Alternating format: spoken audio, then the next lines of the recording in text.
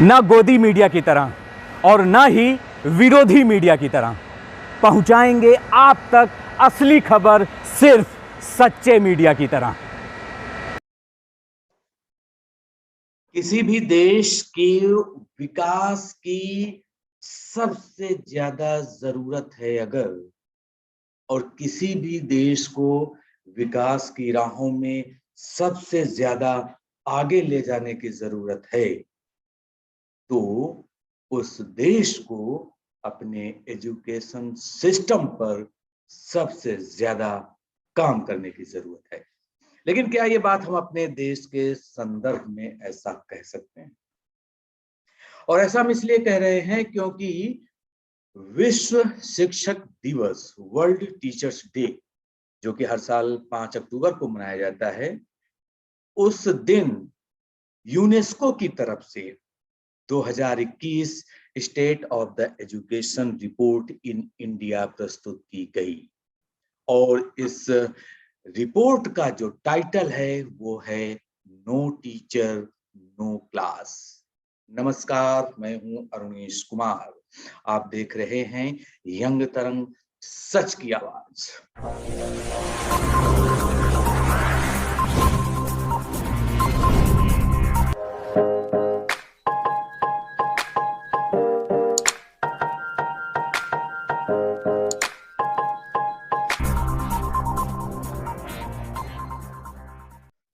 आप मेरे बैकग्राउंड में देख सकते होंगे बहुत सारे चेयर्स लगी हुई हैं।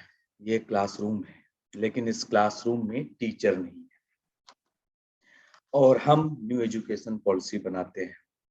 तो आज के इस वीडियो में हम आपको ये बताने वाले हैं कि हमारे देश के एजुकेशन सिस्टम में टीचर्स की क्या दशा है, क्या दिशा है, सरकारें उसके लिए क्या प्रयास कर रही हैं और क्या प्रयास उनको करना चाहिए। लेकिन उससे पहले आपको बताते हैं कि यूनेस्को की इस रिपोर्ट में क्या कहा गया है। तो इस रिपोर्ट में ये कहा गया है कि 2021 में जो इंडियन एजुकेशन सिस्टम है, ये एक सिस्टम में बड़े बदलाव की जरूरत की बात ये रिपोर्ट कहती है। और उसका सबसे बड़ा पॉइंट, सबसे प्रमुख मुद्दा ये है कि देश में इस समय लगभग 11 लाख से अधिक टीचर्स की कमी है, वैकेंसी है। इसी वीडियो में मैं आगे आपको बताऊंगा कि जो टीचर्स की कमी है प्राइमरी लेवल पर, हाई स्कूल लेवल पर या फिर यूनिवर्सिटी लेवल पर, वो कितनी है। कुछ आंकड़ों की भी बात करेंगे। उससे पहले हम आपको बताते हैं कि इस रिपोर्ट में ये भी कहा गया है कि देश में लगभग 1,20,000 एकल शिक्षक विद्यालय हैं। इसका अर्थ क्या है? इसका अर्थ है कि वो पूरा स्कूल सिर्फ एक टीचर के बलबूते चल रहा है। और ऐसे लगभग 89 यानी 89% इलाके ग्रामीण इलाकों में से जुड़े हुए हैं। अब ऐसे में आप अंदाजा लगा लीजिए कि जो गांवों में एजुकेशन का सिस्टम है वो कितना बेहाल है, कितना बदहाल है।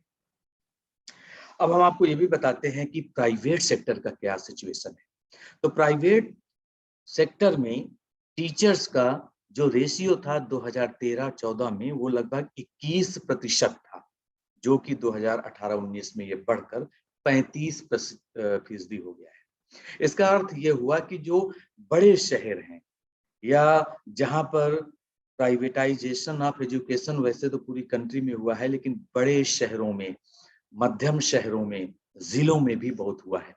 तो वहां पर टीचर्स की संख्या बेहतर है, क्योंकि पेरेंट्स से ज्यादा फीस ली जाती है, इसलिए टीचर्स को वहां अपॉइंट किया जाता है।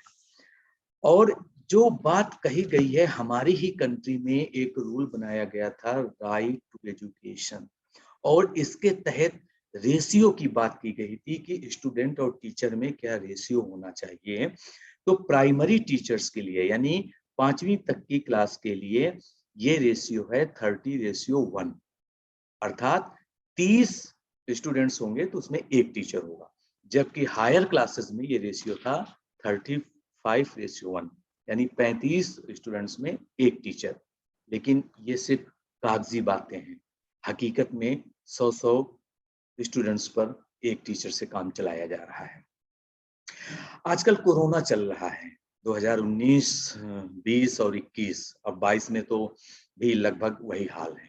तो ये 2-3 साल में काफ़ी कुछ डिजिटलाइज़ेशन हुआ है। ऑनलाइन एजुकेशन सिस्टम की बात कही गई है कि ऑनलाइन हमें बच्चों को पढ़ाना चाहिए।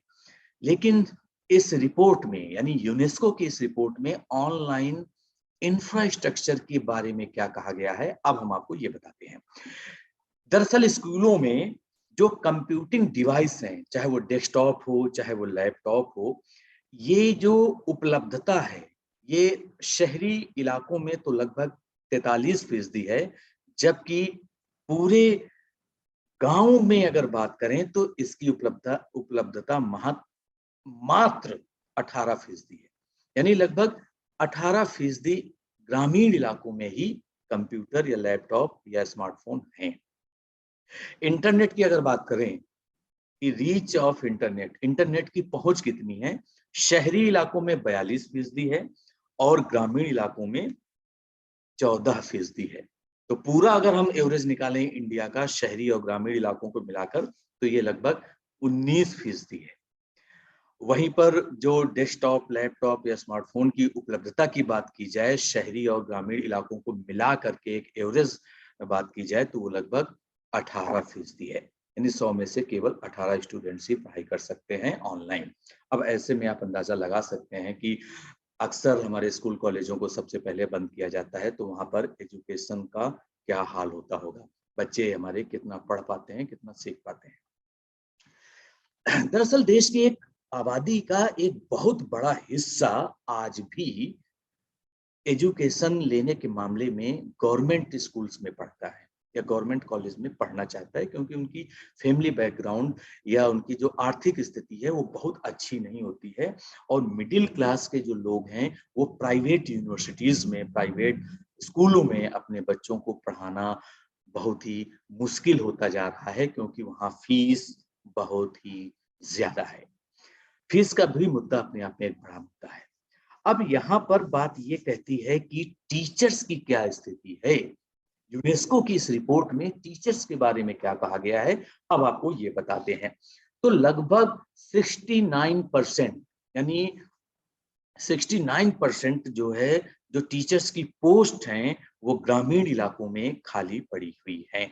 रिपोर्ट के मुताबिक 5 साल में टीचर्स की संख्या में लगभग 5 लाख की वृद्धि तो हुई है, लेकिन ये बहुत कम है या यूं कहें अपर्याप्त है, क्योंकि 2018-19 में देश में लगभग 16 लाख से अधिक सरकारी स्कूल थे और उसमें से 94 यानी 94 लाख टीचर्स कार्य कर रहे थे, जबकि 2013-14 में ये संख्या 89 लाख यानी लगभग 89 लाख थी। तो अब सवाल ये है कि टीचर्स की कमी को दूर करने के लिए सरकारें कर क्या रही हैं? बातें कर रही हैं, दावे कर रही हैं, वादे कर रही हैं, लेकिन टीचर्स का अपॉइंटमेंट, चाहे वो प्राइमरी लेवल की बात कर लो या फिर यूनिवर्सिटी लेवल की बात कर लो। प्राइमरी लेवल में जहाँ पर कुछ सरकारों ने भले ही फुल टाइम अपॉइंटमेंट किया हो, लेकिन बहुत कम किया है, उनके मुंह में जीरा के बराबर है। प्राइमरी में, जूनियर में ज्यादातर जो टीचर्स हैं वो यूपी में जैसे शिक्षा मित्र कहा जाता है, उनको भर्ती करके काम कराया जा रहा है। ऐसे जो यूनिवर्सिटीज हैं, जो कॉलेज हैं, वहां पर एडहॉक में या कॉन्ट्रैक्ट में टीचर्स से काम लिया जा रहा है और उनको उनकी एजुकेशन के अकॉर्डिंग, उनके एक्सपीरियंस के अकॉर्डिंग उनको पैसे भी बेहद कम दिए जा रहे हैं। इसलिए इस रिपोर्ट में ये कहा गया है कि टीचर्स को ठेके पर रखने की प्रक्रिया में बदलाव किया जाए और टीचर्स को बेहतर पारिश्रमिक दिया जाए और उनको जॉब की सेफ्टी भी दी जाए, जॉब की सिक्योरिटी भी दी जाए। और अगर कॉन्ट्रेक्चुअल सिस्टम में रखना ही है, चाहे वो यूनिवर्सिटीज में हो, कॉलेजों में हो या स्कूलों में हो, तो LTC यानी लॉन्ग टर्म कॉन्ट्रेक्चुअल सिस्टम बनाया जाए, जिसमें मिनिमम 5 इयर्स तक किसी भी टीचर्स को अपॉइंट किया जाए और उसको रखा जाए, फिर उसकी परफॉर्मेंस को रिव्यू किया जाए और इस दौरान उसको सारी जो बेसिक सुविधाएं रेगुलर टीचर्स को मिलती हैं, खास तौर पर सैलरी, उनका जो पे स्ट्रक्चर है, जो पे स्केल है, वो इक्वल होगा, परमानेंट टीचर्स के बराबर ही होगा। तो सवाल ये है कि ये बात टीचर्स में रिपोर्ट के में कही गई है, लेकिन इसमें बदलाव कितना होता है। बात डीयू की कर लेते हैं, दिल्ली यूनिवर्सिटी की कर लेते हैं, क्योंकि ये तो सरकार की नाक के नीचे ही है। दिल्ली में ही केंद्र सरकार है, दिल्ली में ही एजुकेशन मिनिस्ट्री है, एजुकेशन मिनिस्टर हैं। इसके बाद भी दिल्ली यूनिवर्सिटी से संबंध जो कॉलेज है, जो एफिलिएटेड कॉलेज हैं, चाहे उनकी बात कर लो या दिल्ली यूनिवर्सिटी की बात कर लो, लगभग 3900 यानी लगभग 4000 टीचर्स की कमी है। और ये आंकड़े मेरे नहीं है, ये आंकड़े खुद सरकार के हैं। सरकार में केंद्रीय शिक्षा राज्य मंत्री सुभाष ने बताया है, एक लिखित जवाब में संसद में ये बताया है कि डीयू के कॉलेजों में 3900 से ज्यादा टीचर्स के पद रिक्त हैं, और हालांकि इसमें से 3000 से ज्यादा एडहॉक पर ऑलरेडी टीचर्स काम कर रहे हैं। लेकिन एडहॉक सिस्टम भी बहुत अच्छा नहीं है। एडहॉक सिस्टम में भी टीचर्स की बहुत परेशानियां हैं, और उनको रेगुलर करने की बात लगातार डूटा कर रही है दिल्ली यूनिवर्सिटी टीचर्स एजुकेशन जो अथॉरिटी है, इनके जो एसोसिएशन है इनका। लेकिन यहाँ पर चुनावी खेल होता है, क्योंकि डूटा का चुनाव होता है और उसमें एडहॉक वालों को परमिशन है कि वो भी जाकर के अपना वोट डालें। लेकिन सवाल यहाँ पर यह है कि इन एडहॉक वाले टीचर्स को परमानेंट क्यों नहीं किया जा रहा है। दूसरा, जामिया की बात कर लेते हैं। दिल्ली का ही में ही है ये जामिया मिलिया इस्लामिया, सेंट्रल यूनिवर्सिटी है, और ऐसे देश में लगभग 44 सेंट्रल यूनिवर्सिटीज हैं जो सीधे केंद्रीय एजुकेशन जो मिनिस्ट्री है, यानी केंद्रीय शिक्षा मंत्रालय के दायरे में आता है। यहाँ पर हालत क्या है, अब हम आपको इसकी बात बता देते हैं। तो देश भर के विश्वविद्यालयों में लगभग 6229 टीचर्स के पद वैकेंट हैं, खाली हैं, रिक्त हैं। इनमें से 1012 अनुसूचित जाति, 592 अनुसूचित जनजाति, 1767 अन्य पिछड़ा वर्ग जिसको हम ओबीसी कहते हैं, 805 ईडब्ल्यूएस कैटेगरी के हैं, और 350 यानी 350 दिव्यांग श्रेणी के हैं। और इसके अलावा जितने पद बचे हुए हैं वो सारे जनरल कैटेगरी के हैं। तो अब आपको यहाँ पर देखना ये होगा कि जो 44 यानी 44 सेंट्रल यूनिवर्सिटीज हैं, उसमें से 15 यूनिवर्सिटीज में जो स्वीकृत पद हैं टीचर्स के, उसमें से 40% से ज्यादा पद रिक्त हैं।